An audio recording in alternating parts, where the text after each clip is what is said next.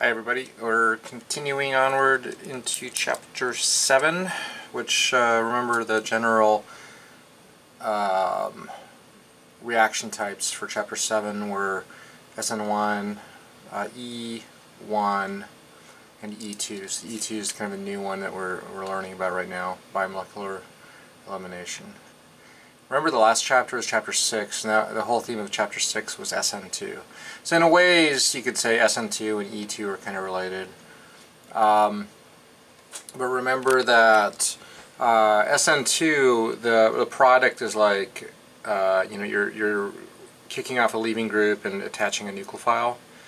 E2 is something where we're eliminating, that's what eliminate E means, and creating an alkene. So you're kicking off a leaving group and you're making an alkene. Okay, so a little bit of review from last time. These are some of the notes we took last time. Alright, so E2 is an elimination reaction that occurs with strong bases. So the question would be like, what is a strong base? And the strong bases that we generally associate with E2 reactions are these ones. So NaOMe, methoxide, and sodium methoxide. It could be Na, or it could be potassium. It could be sodium chert butoxide, which is a chert butyl group and an oxygen and sodium or potassium. So those are good. The counter ion, sodium or potassium, is not really that big of a deal here for us. And these are all called Alkoxide Bases. It's kind of like an alcohol, but where instead of like OH, you have a O and then a metal, like sodium or potassium or something like that. And that contrasts with weak bases, which are like solvolysis solvents, right? Like methanol or water, and those cause E1 reactions. All right, cool. And then we did this last time also. I'll step through it kind of quickly. How do we know, how do we know a base is strong and might cause an E2 reaction versus a weak base that might cause an E1 reaction? So we use the pKa, but remember that the pKa is a measure of acidity, right? The pKa is a measure of acidity, and so when we're considering a base, like this base or that potential base, it doesn't make sense to consider the acidity of these because they aren't really acids as such. So what we do is we consider the conjugate acid. So if it's sodium methoxide, the conjugate acid would be methanol. Or if it's methanol, the conjugate acid would be this oxonium ion with OH2+. And then we look at the pKa, and now the pKa is very, very different of methanol versus this oxonium thing, and so 16 versus -2. And what that basically tells you is the base strength, large number over here for the pKa, tells you something about the original base strength. Okay, so 16 we're considering kind of strong. We'll say 14, 15, 16 are probably good for E2 reactions. But this is a very weak base. Methanol is a weak base. See, the original molecule methanol is a weak base. And what about the numbers that are way larger, like 20 or 30 or 40 or 50 or 60? Are those strong bases or not? Those are insanely strong bases. The basicity goes up drastically as the pKa of the conjugate acid increases, right? So we'll talk about a couple of really, really strong bases where the pKa is like 35 to 50, and we'll talk about those pretty soon. All right.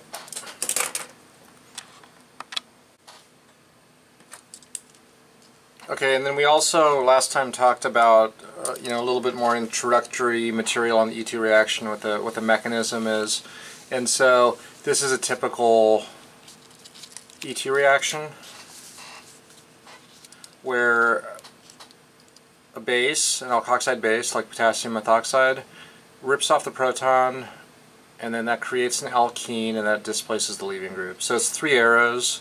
It's concerted, meaning it's all one step, and that creates the alkene product. And the byproducts in this case would be K plus Cl minus and methanol, right? Because you're making methanol when the base takes off the proton, KOMe. And we also talked about how the rate equation would look. E2, meaning bimolecular, rate is equal to K, a constant, times the substrate concentration times the base concentration. Very similar to the SN2 reaction. Remember with SN2, that where a nucleophile, like imagine a nucleophile attacks and kicks off the leaving group, then it's the same kind of thing where it's K substrate times nucleophile. But in this case it's the base of the alkoxide. And so it's a bimolecular rate equation, and it depends on the substrate and the base, and that's called the E2 reaction.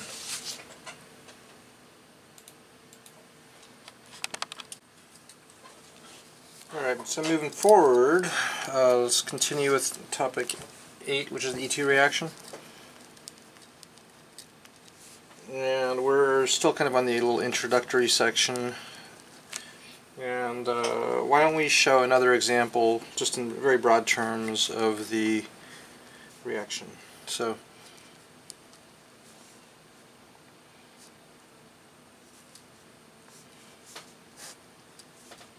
NaOCH3, which is also the same as NaOMe, sodium methoxide. Often these alkoxide bases, and they can be used as nucleophiles, are done in methanol as a solvent. The methanols are not really doing anything spectacular in terms of the mechanism or reactivity, but it's, you know, if you have an alkoxide nucleophile or base, the common solvent you would use is the alcohol, the corresponding alcohol. So if you're using sodium methoxide, you might use methanol. If you're using sodium ethoxide, like 2 carbons, you'd use ethanol as your solvent. But the question is, how many products are there here?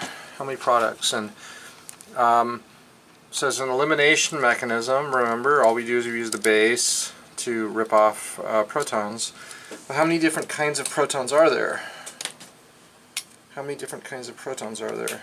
Next door to the bromine. They have to be next door to the bromine, right?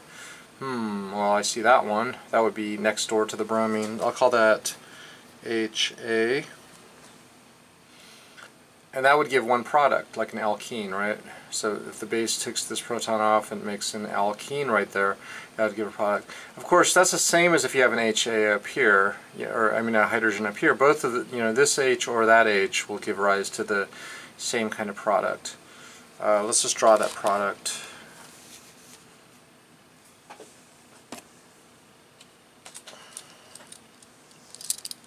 Let's call it A. And that would be,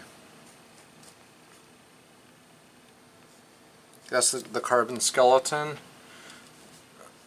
and you'd have the alkene right there. So, right, if the base took that proton and made an alkene and kicked off the leaving group, you'd get product A over here.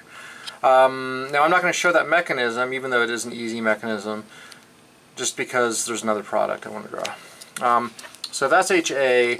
Of course, that again would give you the same product, right? If you have a proton there and you take off that proton, kick off the bromine, it's the same molecule, it's just it's flipped over, right? If you have an alkene right there or an alkene right there, it's the same molecule. But are there any other unique hydrogens that we might consider that are neighboring the bromine? And of course we do have one, it's right here, called HB. Right? So you could imagine the base takes this proton, creates an alkene right there, kicks off the bromine. What would that product look like?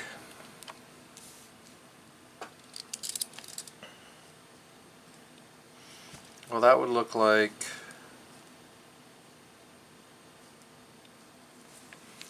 that, right? So if that proton, HB, was displaced, or no, we'll say taken off by the base takes the proton, makes an alkene, kicks off the leaving group, you would make product B over here. Okay? Yeah. Now, if I was going to draw mechanisms for these, I would draw probably two mechanisms. I'm not going to do that. You can do it.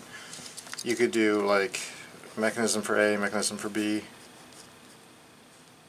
I could do it actually in 2 seconds.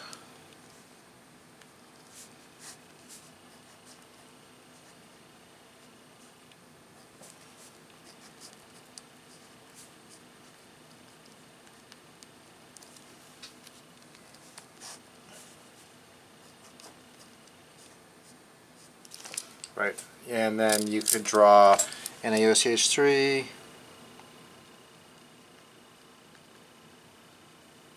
take that proton, make the alkene kick off the leaving group, or NaOCH3 here, take the proton, make the alkene kick off the leaving group. I guess, you know, in this case where you have two different products, if you would want to show the mechanisms, probably best to just draw them individually, right? And you know, you could say call that HA and that HB if you like. But there we go, cool. So that's another example of the E2 reaction. That's pretty straightforward. What are the other byproducts here? NABR, and if the methoxide takes a proton, it's methanol.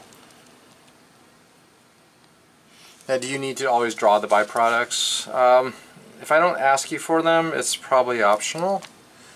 If I say draw every little itsy bitsy thing, then yes, you have to draw them. But sometimes I put them in parentheses. Those are not like the critical products. I mean, I would say these are the critical products. I think I mentioned before that there, you know, is A or B favored? Well, that's a question we're going to answer a little bit later. In the alkene chapter, which is actually in this course, in Organic 1. You'll learn that some alkenes are more favored than other alkenes, and I'll give you a little hint. It's going to be A because there's 3 things kind of on the alkene, right?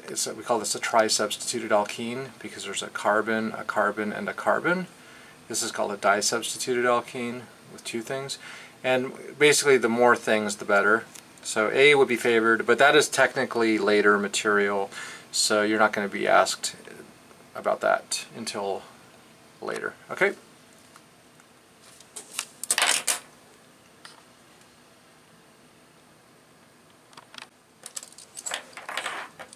Alright, more on the E2 reaction.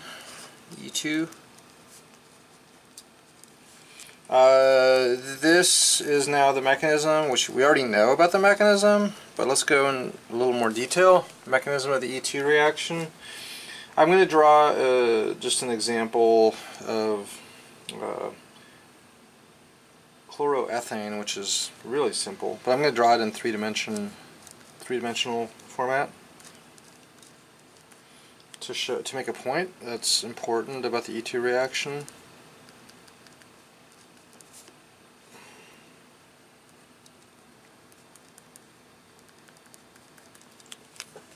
Okay, there is a substrate, a very simple substrate. We're going to do an E2 reaction. We're going to use hydroxide in this case, even though usually we don't use hydroxide. We're always kind of emphasizing the alkoxides, like methoxide and butoxide.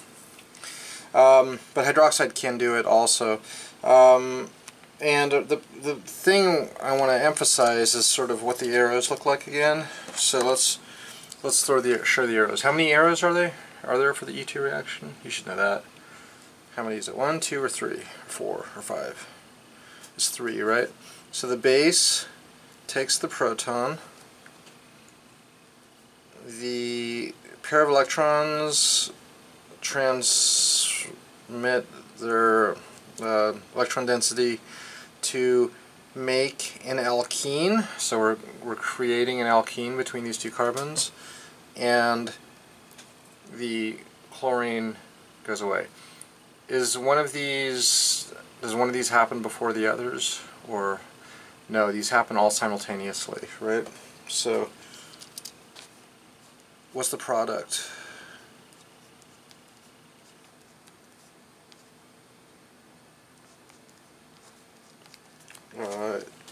Oh, actually, you know, I'm gonna I'm going to change my mind a little bit. I'm going to make these CH3s. It doesn't really affect the mechanism.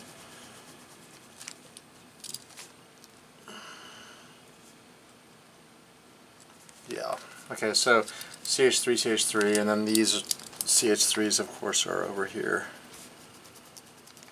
And since the molecule is so small, I usually just draw them all out. CH3, CH3. Okay, so that's the mechanism, and there's a couple interesting things to point out.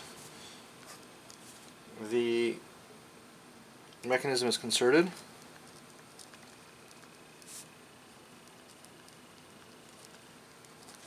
The mechanism is concerted. What does that word mean?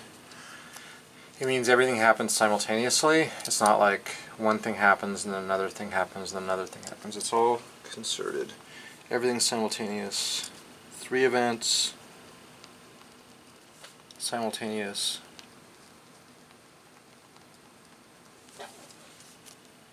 Okay, what are those 3 events? There's a A, a B, and a C. A is deprotonation by the base.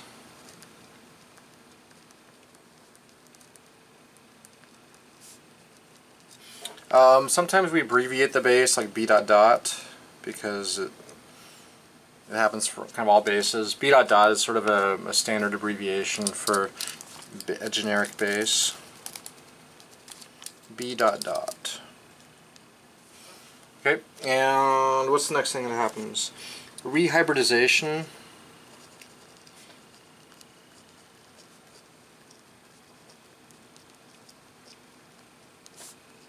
of carbons.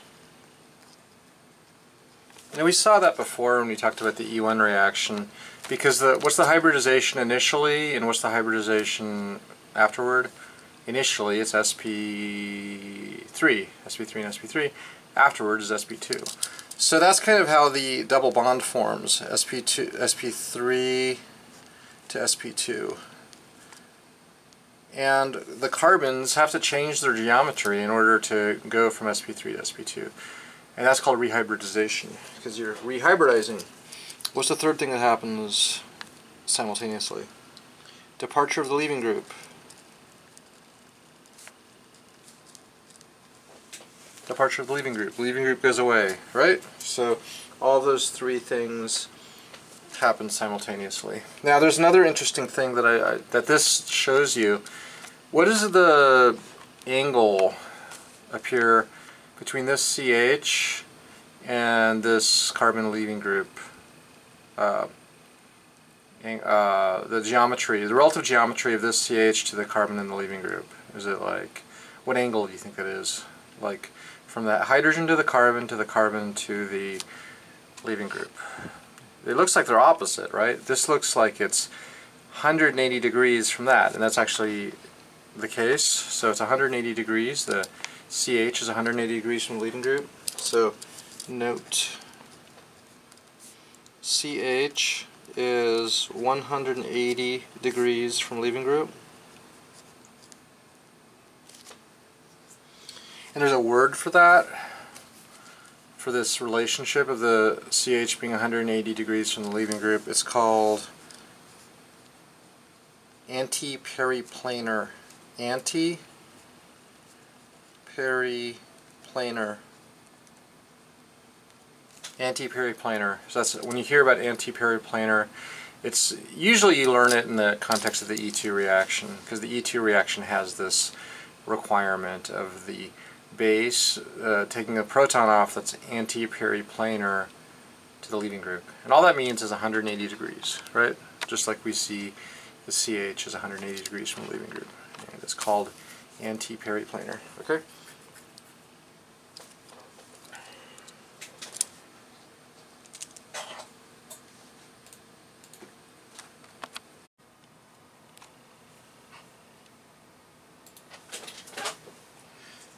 So we have these little PowerPoint slides that are on the website, and we did this one earlier. This was the E1 reaction. Remember the E1, the carbocation based elimination, and how you kind of have a carbocation,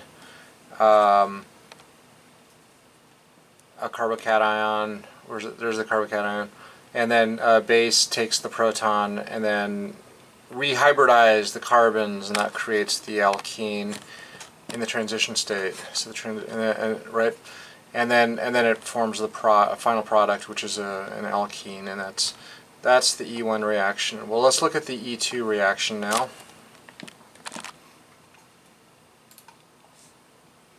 Okay, the E2 reaction mechanism now, how does that differ? Because now you don't have a carbocation, right? And so it's really concerted. It's just a single step. And so what you do is you got your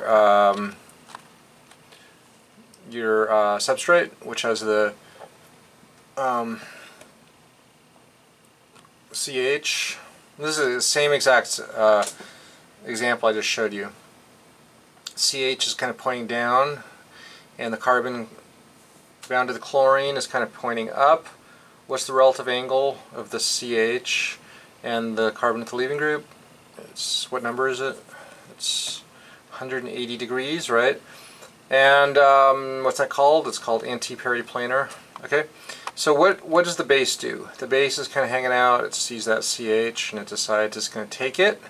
So the base is going to take it and bind to the hydrogen, and then, like we talked about before, you're going to rehybridize and start forming the alkene, and the leaving group's going to go away, right?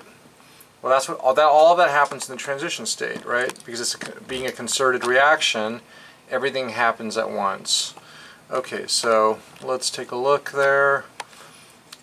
The base, so kind of like, you know, looking at our arrows that we drew before, the base starts forming a bond to the CH.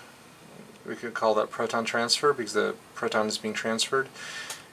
And then the electrons that hold the CH on the other side start forming the double bond, and that causes the rehybridization from sp3, which was initial to sp2, and now the double bond starts forming. And then what else also happens?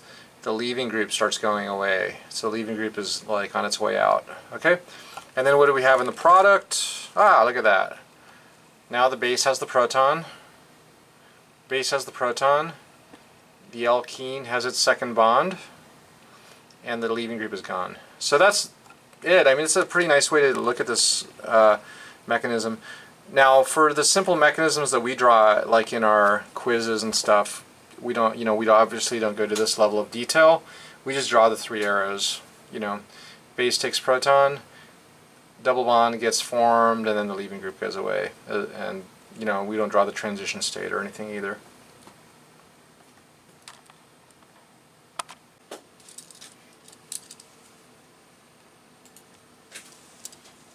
Okay, so we're still talking about the E2 reaction.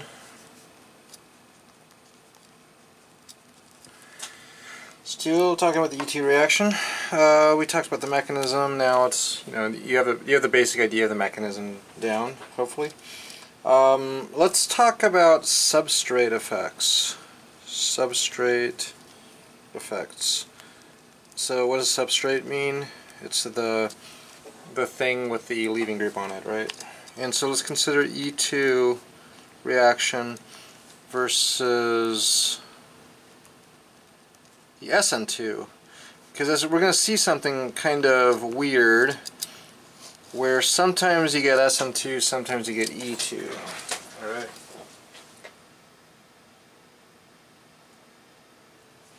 Alright. And this is certainly for the students that take the normal class and have to memorize everything. This is kind of a point of dislike, we'll say. But you guys, you know, we're going to give you a good chart, and you're going to have to study it a little bit. But then you're going to be experts at this, the substrate effect thing. So what do we mean by substrate effects? You know, sometimes you're going to get E2, sometimes you're going to get SN2. And this is going to depend on the base, depend on the nature of the base. It depends on the base, okay? What are the bases right now that we've kind of used for the E2 reaction? We have like CH3O Na, sometimes I call that NaOMe, like sodium methoxide, or CH3, right? And we also have like the big one, terbutoxide, right? All right, so those are the types of bases that you have, and it just doesn't matter if it's sodium or potassium. No, it doesn't matter. So it could be Na, it could be, you know, you could say or K plus, meaning instead these are all Na pluses. It could be K plus. That's all irrelevant for this discussion. So which is this big one and which is the small one? That looks really tiny and that looks kind of large. So this is smaller and larger. That's going to be very critical to our discussion. That's going to be very critical to our discussion. The small one versus the large one. Okay. We already gave these names. What are they called? It's not an alcohol. It's these are called alkoxides or metal alkoxides. Metal alkoxides. It's like the sodium or potassium salt of an alcohol. Metal alkoxides is salt of an alcohol. Salt of alcohol. What does salt mean here? Salt means that it's like an ionic complex. Na plus, O minus, right? So that's what we mean by salt of an alcohol. Metal salt of an alcohol. Okay, so now let's show what the effect is. Consider the substrate.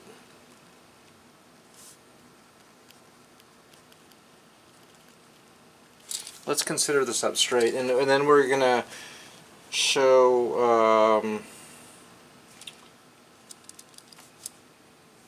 what these effects are. Okay, so I'm going to assume we have a good leaving group. So that's a tertiary substrate with a good leaving group. You know, chlorine, bromine, or something. What about a secondary? Okay, a secondary might look like that. What's a primary look like? What does methyl look like? We have like 4 categories, right? We have tertiary, secondary, primary, and methyl.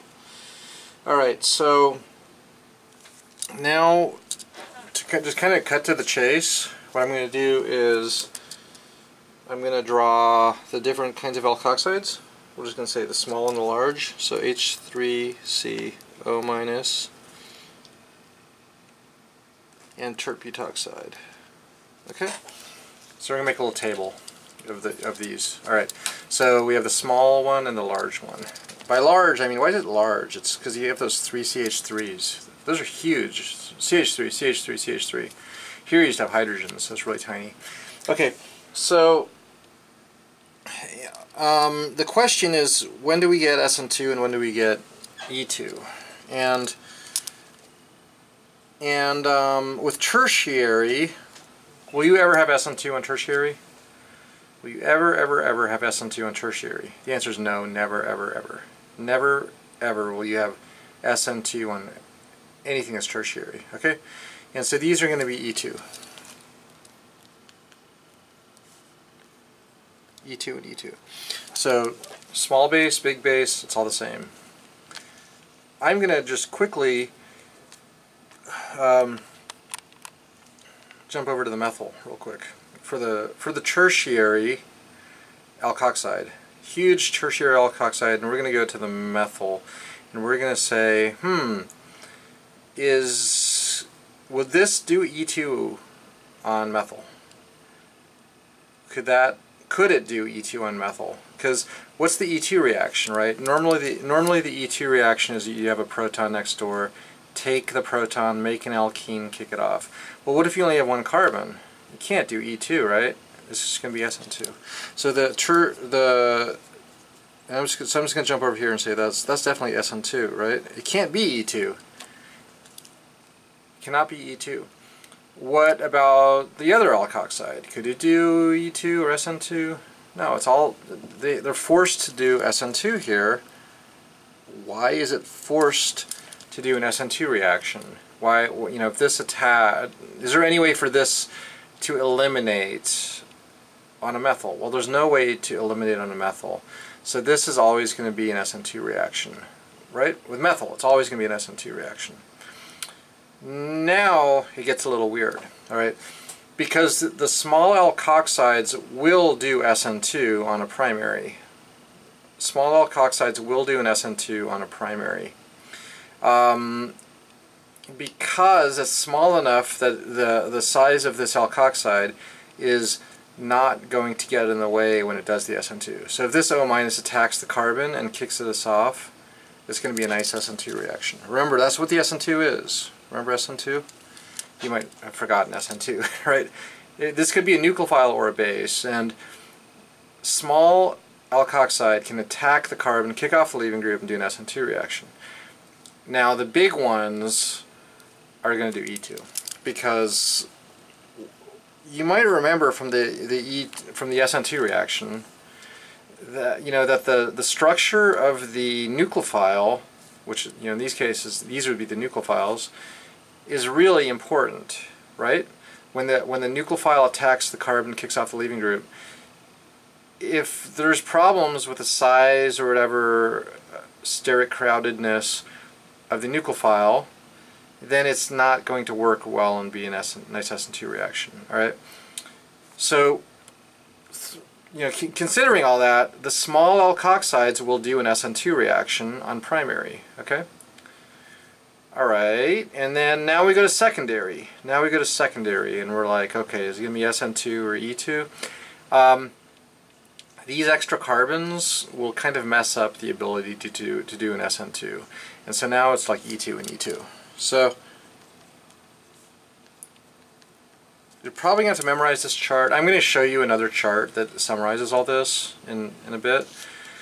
But yeah, this is pretty, this is a cool little summary.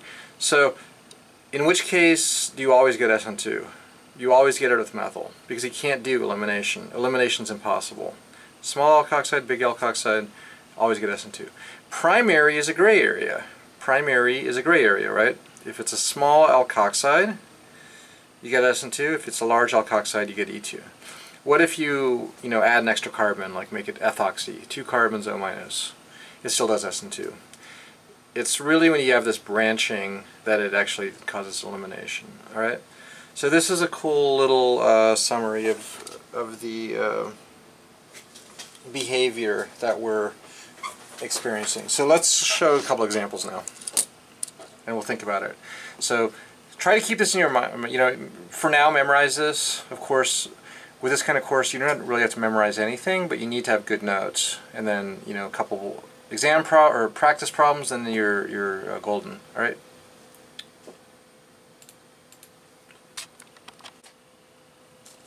Okay, so let's do some examples now, just considering what we just talked about. Examples. If I have a tertiary bromide, and I'm going to react it with a tertiary alkoxide. Tertiary bromide, tertiary alkoxide. Is that an SN2 or E2? And if it's, and what's the product? So, well, given the fact that it's tertiary, it's not SN2, and also for tertiary it's always E2. So the product is going to be the alkene. Of course, if you want to draw the mechanism, I'm not going to draw all the mechanisms because that would take forever. But yeah, it takes that proton and makes a double bond and kicks off the leaving group, right? Alright, so that's a SN2 or E2? This is E2. E2. Okay, let's draw a secondary bromide. And a tertiary alkoxide. SN2 or E2? I had the table up there. I'm not going to show you the table because we're trying to sort of semi-memorize this stuff. Remember, with secondary, it's also always E2. So it's just going to make like that, right? There's the proton, base takes proton, kicks it off, and you get the product. What about a primary alkoxide, primary substrate, big, bulky, tertiary alkoxide. Primary substrate, tertiary alkoxide. Well, that's also E2. It's also 3 carbons. It looks actually the same as this product, right? And the base just takes this proton now. Alright, and what about if I have methyl bromide or bromomethane? SN2 or E2? Ah, well that can't do elimination. Methyl's kind of the weird case that's always SN2. So you actually get OCH3, you get a tributyl methyl ether. Let's draw the mechanism of that, right? That delta minus delta plus, delta minus delta plus. Okay, sneak it underneath there, kick it off, and yeah, totally. You make a methyl ether functional group, okay?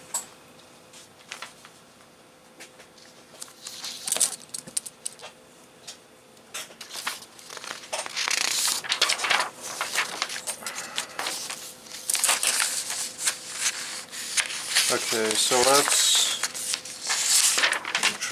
keep going here a little bit more.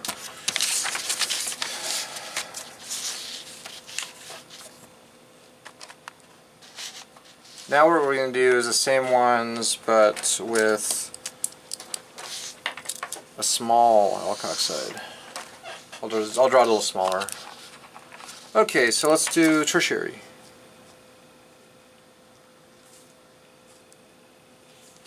Tertiary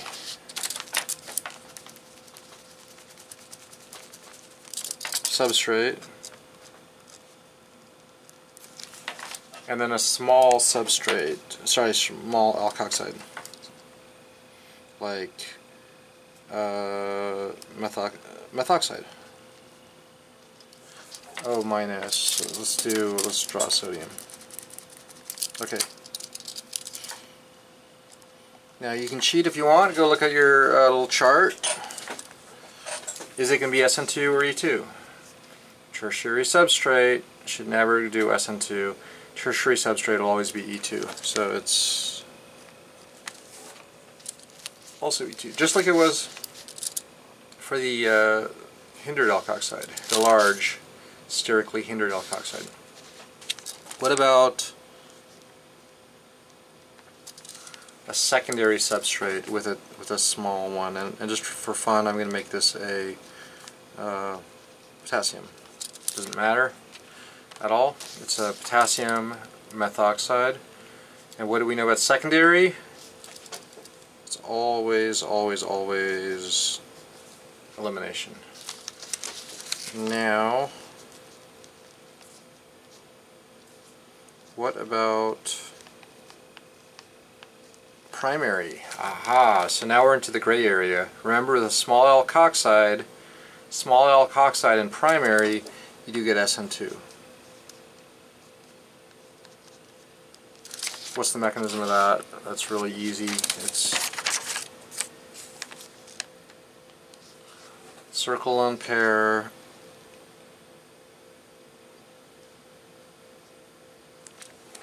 attack the carbon, kick off the leaving group. That's chapter 6 stuff, right? Last chapter, SN2. So with a small alkoxide and a primary alkyl halide, you get SN2. SN2. And of course, what about a methyl?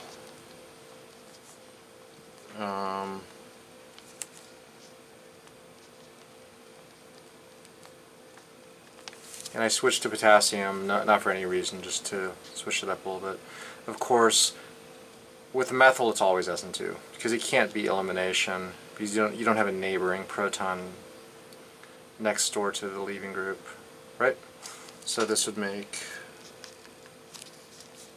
dimethyl ether, which happens to be a gas, so that would not be a very exciting product to make, a gaseous dimethyl ether. Okay, and that's SN2 also. Cool, so those are nice examples of this behavior. And remember, we'll see another chart, but that's all summarized here. This is a great little chart that shows all the behavior. Methyl always being SN2, primary is SN2 for small alkoxides. They could be either like 1 carbon, 2 carbons, or even 3 carbons in a row on the alkoxide. And if it's heavily branched, like butoxy, it's always going to be elimination. Okay? Alright.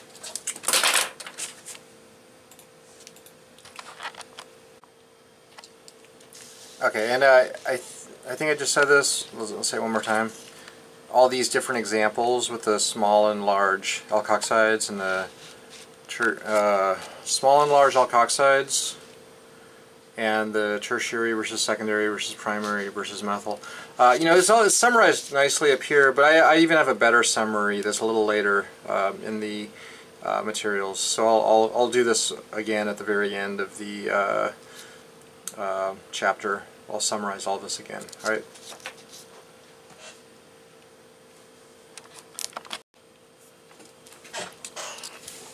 Okay, so yeah, we're still on 8, the E2 reaction, and we're talking about C, which is the substrate effects of the E2 reaction. And I just want to, you know, I said I'm going to summarize at the very end of the chapter, but I'm also a quick summary in words that might help you.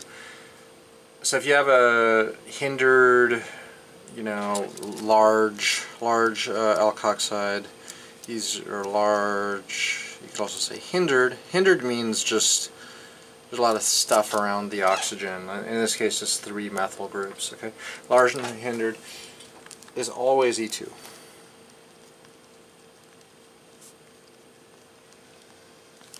Always E2, except when. When will you have an SN2 with the large hindered one? Except with methyl, a methyl substrate. Right? Because you can't do E2. That has to be SN2. Right? And then if I have like H3CONA, I'm also just going to draw like ethyl or even propyl. Anything kind of like this. These less hindered ones, not tertiary. Those are E2 for tertiary and secondary,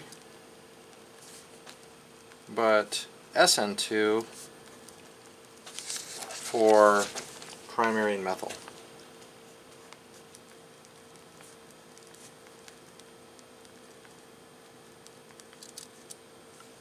Okay, so that's maybe a nice little summary of what we just talked about. E2 for tertiary and secondary, but it's SN2 for primary or methyl. Okay, great.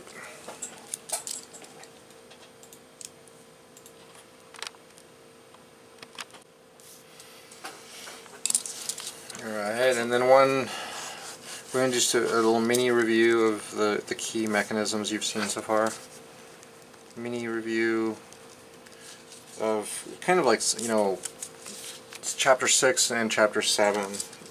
If we have like a nice substrate with a good nucleophile and maybe a polar rate product solvent like DMF, what's the mechanism and what's the product?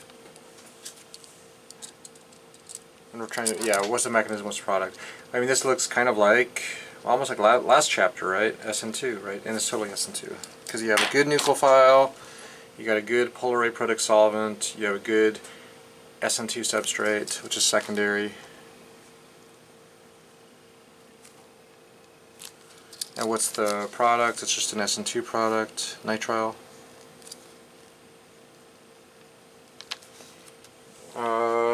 Right, and then what if we take the same substrate, we treat it with a terrible nucleophile.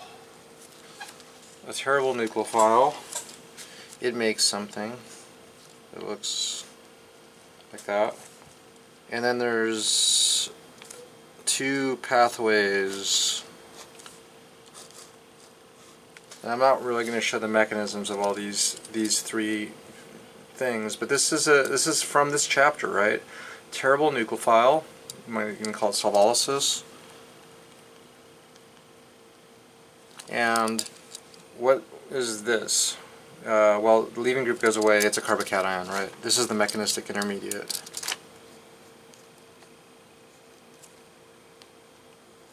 And this top thing is SN2, right?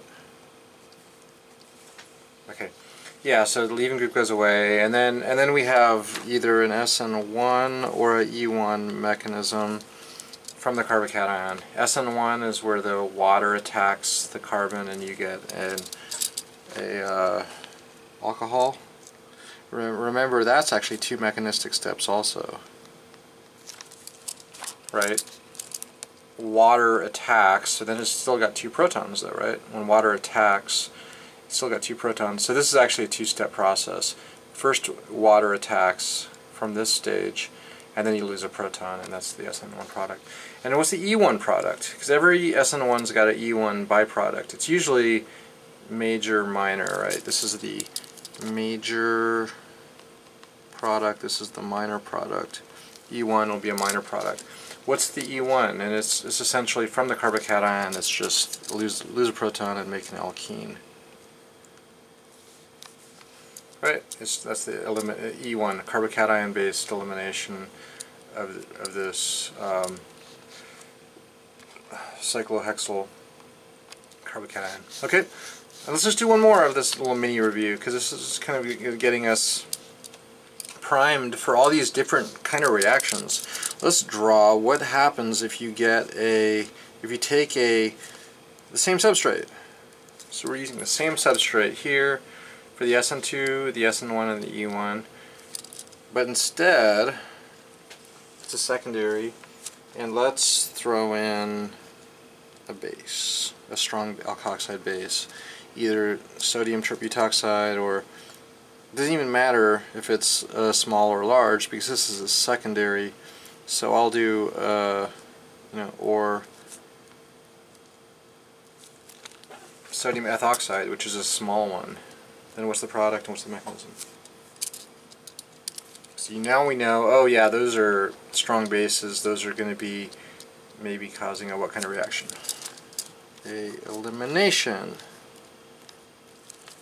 And what's the mechanism of this? E2, right, that's the E2 reaction. Okay. And just one more thing, this is a really cool summary. There's a lot of other things like this in the homework that I'll recommend you look at. Top one, what happens if we double the rate, or double the amount of nucleophile? What happens to the rate of the reaction? Double the amount of nucleophile. What happens to the rate? Well, SN2 depends on both things, so it would double, the rate would double, SN2. What if you double the amount of water in this one, or the nucleophile? Well, that doesn't have any effect at all, because the SN1, it does not, the nucleophile is not part of the rate equation, right? Okay, and what if elimination, E2 does depend on both things. So if I double, or if I double the amount of alkoxide, or I double the amount of substrate, what happens to the rate? It doubles also. Okay, so yeah, that's the meaning of SN2 or E2, and also SN1 or E1. Okay.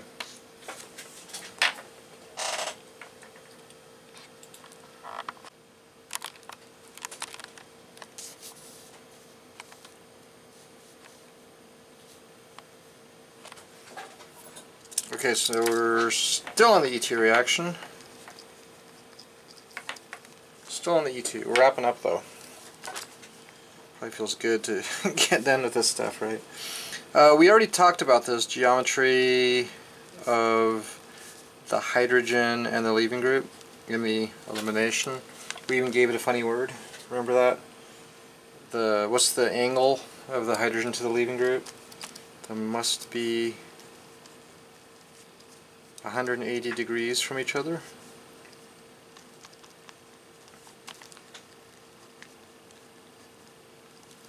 The hydrogen and the leaving group must be 180 degrees from each other, and that was called something peri something. It was called anti-periplanar.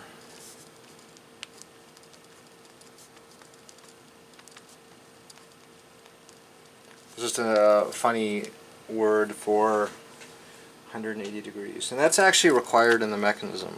Required in mechanism. If you look back at the transition state that we showed you, and how it's concerted and all, we have all the three things happening. Remember that? Remember how all three things happened simultaneously, and this anti-periplanar relationship is required for that. I'm going to just pick up my camcorder and show it on the computer screen real quick. Right? How, remember this? How in order to do the E2 reaction, and there's three things that happen. The base takes the proton, the double bond forms, and then the leaving group goes away. For that to happen, all perfectly orchestrated process, there is a geometrical requirement. The base needs to be on the opposite side, and then the double bond forms, and then the leaving group goes away. It's just kind of a like a quantum mechanical requirement. It's for all three of those things to happen. There's that requirement, right? Okay.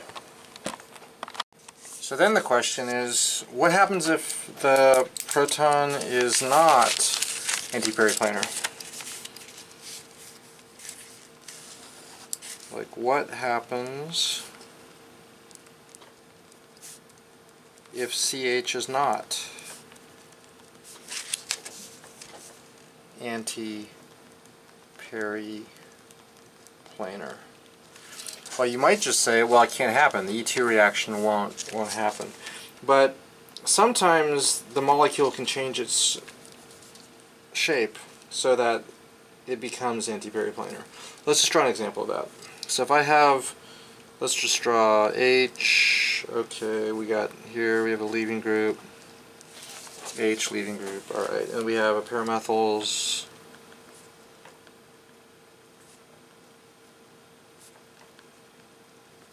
Alright, we got a pair of methyls, there we go, and let's make a H there, and then a benzene.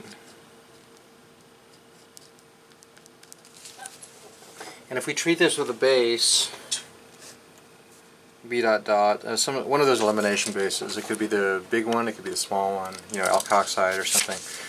If you treat this molecule with the base, well, nothing's going to happen, because right now the proton is actually not anti-periplanar. It's not 180 degrees. If anything, the bond angle is 0 degrees, right? That angle to that angle is 0.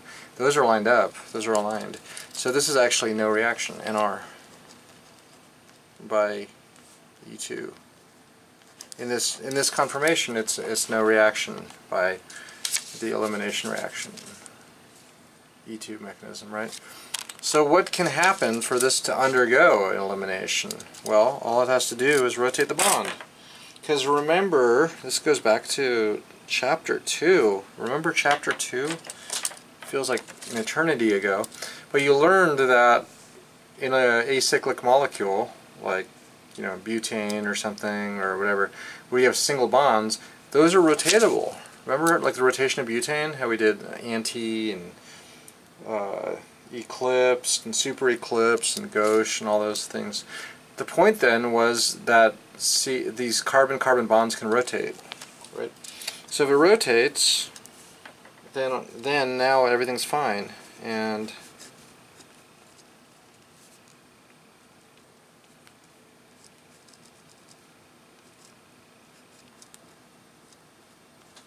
okay, and then it's actually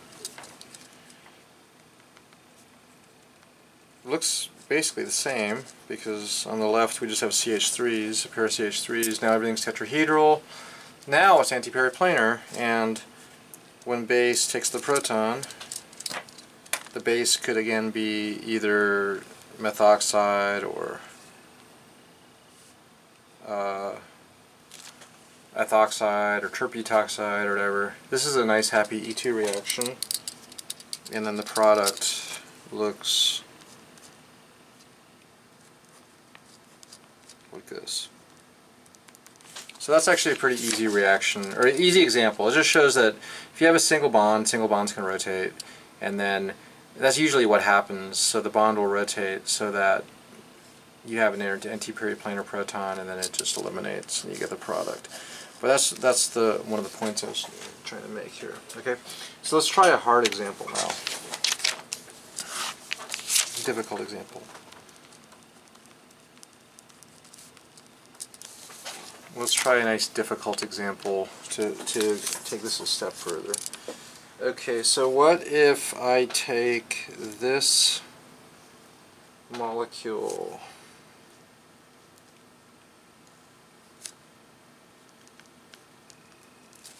cyclohexyl, 1-bromo 2-methyl cyclohexane, and it looks like it's trans, right?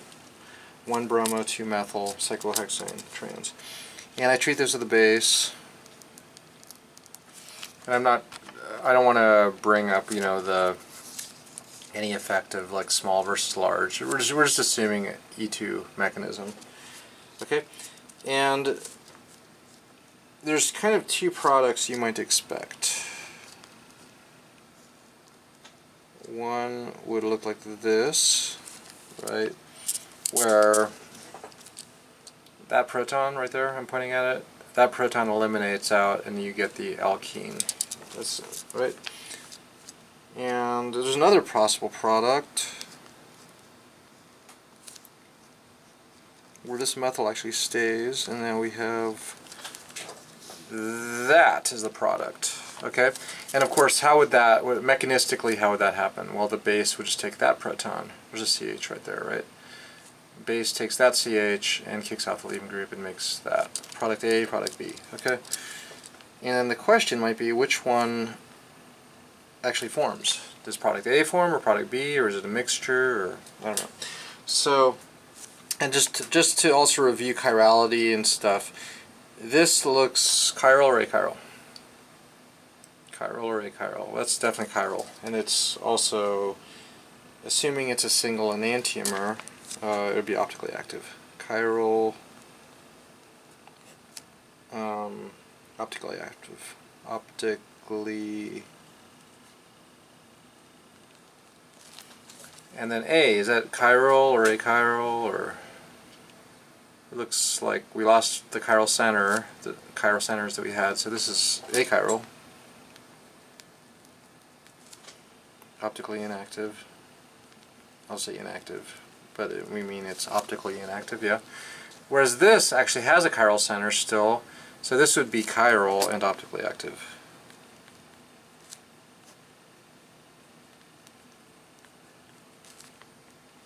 Okay, so what's our goal? The goal is to figure out which of these actually forms. And I'll give you a hint. There's no magic way to just look at that and be like, oh, well, it's one or the other, right? Because both of these would make sense by the mechanistically, right? I could envision either that proton gets taken off to make an alkene there and make product A, or I could imagine that proton could be removed and that would give rise to product B. But to do this, you actually have to go a step further, and to really see the anti-periplanar protons, that's the whole point in this section, you actually have to draw the chair form. So this gets back to chair forms. I think you totally wanted to never see chair forms again, but we have to do chair forms to see the anti-periplanar protons of this guy. So what I'm going to do is I'm going to draw the two chair conformations of this molecule on the left, and then and see what happens. All right. So let's draw a chair conformation of this molecule like this. And remember, what was the favored conformation of things on chairs? Do they want to be axial or equatorial? The answer was they want to be equatorial, right? And if these were trans, like this is a trans molecule, how could I draw this and have it be trans and a nice happy equatorial conformation? Well, one way to do it is, you know, Br is going down, methyl's going up. I could draw Br going down, methyl going up. That's one way to draw it, right? Methyl's going up, and bromine's going down. Remember when we draw chairs of things, we don't draw dashes and wedges. The dashes and wedges really would mean you know, you can envision the methyl going up, like the CH3 is kind of going up towards us. Br is going down. In this case, it would be kind of away from us here, would mean down here. So yeah, the relationship's good. Okay, now the question is, are there any anti-periplanar protons opposite to the bromine? You have to think about that, or envision them. Are there any H's that are 180 degrees to the bromine, the equatorial bromine? Right? Well, where are the H's? Well, we got one right here. Neighboring. They have to be neighboring, right? Is that 180 degrees from the bromine? The answer is no. The thing that's 180 degrees from this bromine is like this CC bond, right? That CC bond is 180 degrees from the bromine. If you have models, you can try to build this also. That'll help you. If you got models, you know, build this molecule. What about on this neighboring carbon? Well, we got an H that's also going down. You have this H going up in equatorial, right? None of these are antiperiplanar to the bromine. None of these are antiperiplanar to the bromine, right? Okay, so what's the result of this analysis? No reaction in this conformation. That when everything is equatorial, including when the leaving group is equatorial, it's no reaction and no elimination, right? But what do we know about chairs? They do something where the equatorials go axial and axials go equatorial, and it's flipping, right? So let's redraw this now in the flipped form. Make it a little smaller. Okay. So let's flip it. Remember flipping? So now we just draw the chair in the opposite orientation.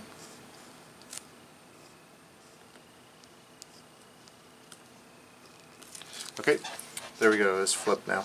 Now if the bromine was here, where's a good place to put the bromine now?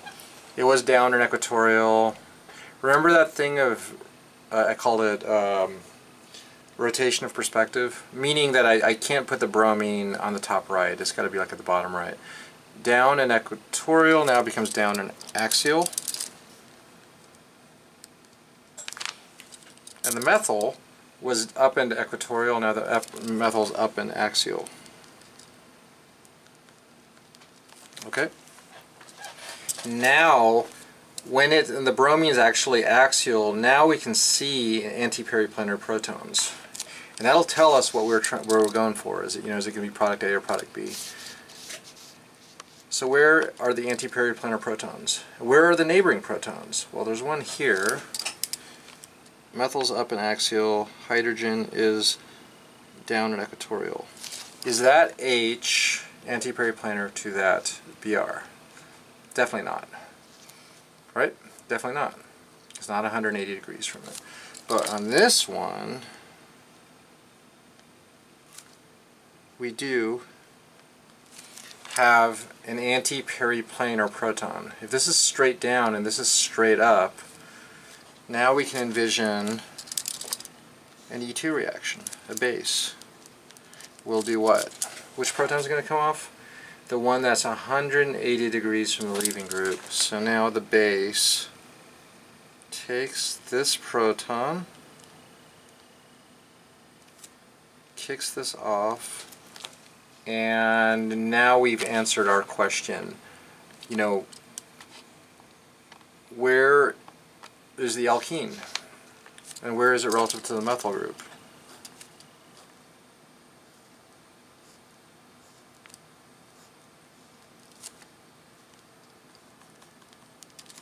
Ah, okay, the alkene is next to the methyl group, right? And it's not directly adjacent to it. So which of these does this correspond to? Molecule A or B? Looking back at our original answers.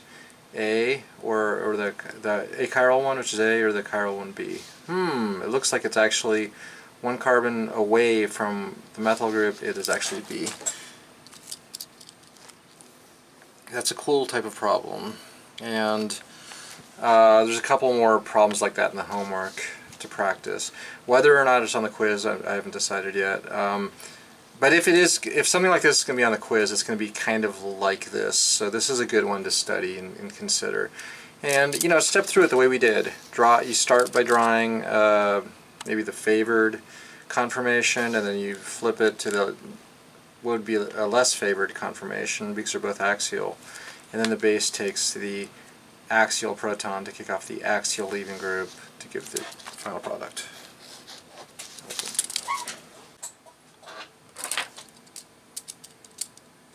Alright, so there is one homework problem kind of related to this. We're still on E2 reaction. D, which is the, what do we call it for D? Geometry of hydrogen leaving group.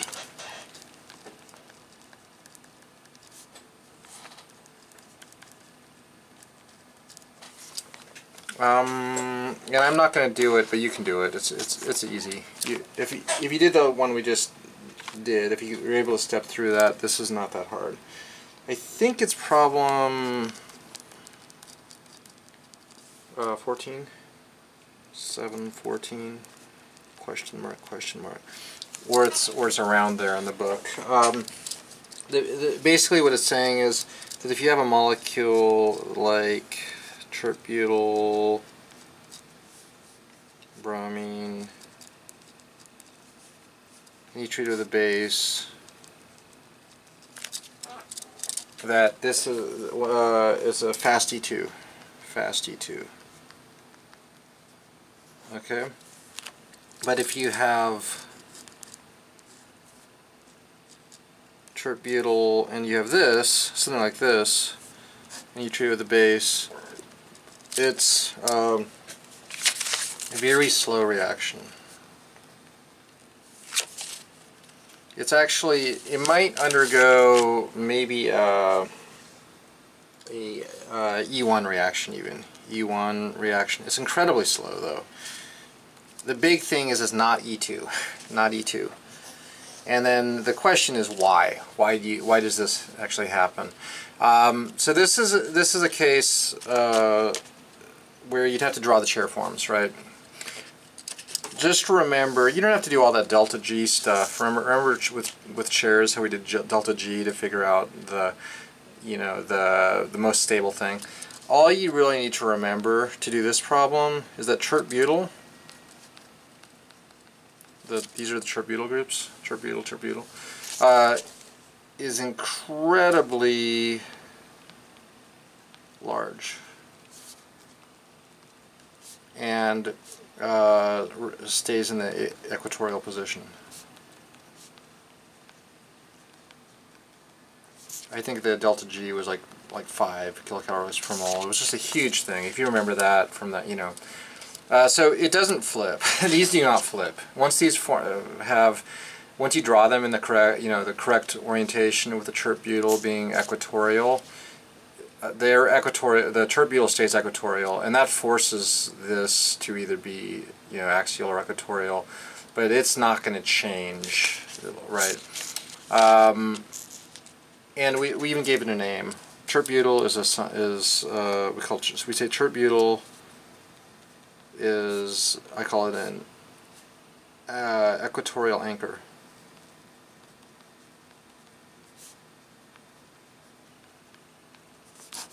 Equatorial anchor. Maybe just for the top one, actually, how about this? I'll draw the bottom one just to show, why does it not want to undergo an E2 reaction? It will actually kind of undergo an E1 reaction, but it won't undergo an E2. So let's just draw the bottom one, then I'll let you draw the other one. Okay, so there's my chair, and the tributyl and the bromine are, no, I'm sorry, we're doing the bottom one. Tributyl's up, bromine's going down, and so I'll just draw tributyl going up, bromine going down. Now you can kind of see why this will not undergo any shear flipping, right? Because the tributyl is so huge that it just insists on being equatorial. You can't force this to be axial. It will not flip. That's why we call it an equatorial anchor. You can see why this does not undergo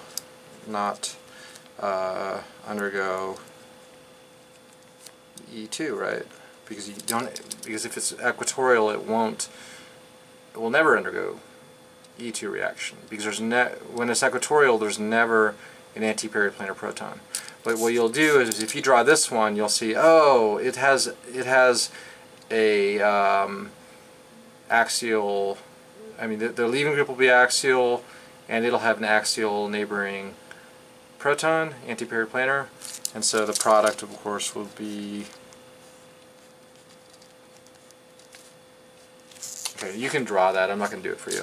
Okay, very cool. So we're at the end now, and I'm not going to do it. I'm going to wait till next time. I'm going to say summary once more.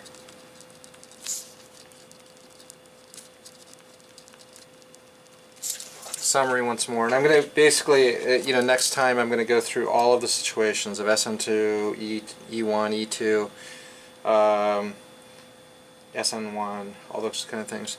But in the end of this lecture, it doesn't make sense to do that. Alright, so hope you're doing well, and we will continue next time.